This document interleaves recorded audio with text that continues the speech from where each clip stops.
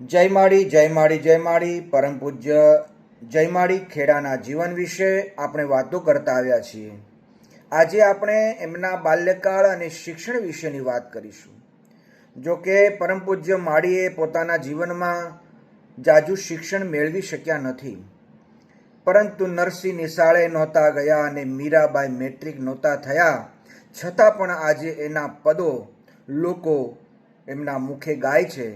એમ પરમ પૂજ્ય માળીના જીવન વિશે જો ડોક્યુ કરીશું તો તેઓ માત્ર 3 ચોપડી ભણી શક્યા છે, અને એ પણ સામાન્ય પરિસ્થિતિની અંદર, દારૂણ પરિસ્થિતિમાં.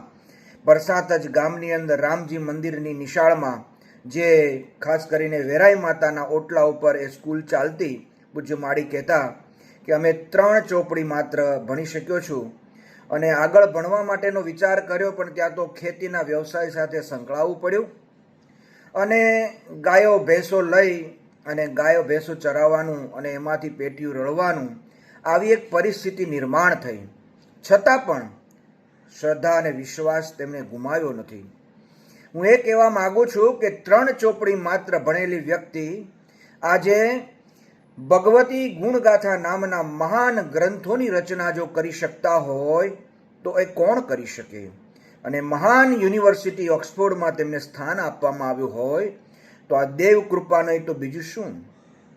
એ વ્યક્તિની આજે વાત કરીએ છીએ. પરમ પૂજ્ય માળી ગાયો ભેંસો ચરાવતા ચરાવતા આકાશમાં નીકળતા વિમાનની અંદર કલ્પના કરતા કે લોકો કેવી રીતના બેસીને મુસાફરી કરતા હશે.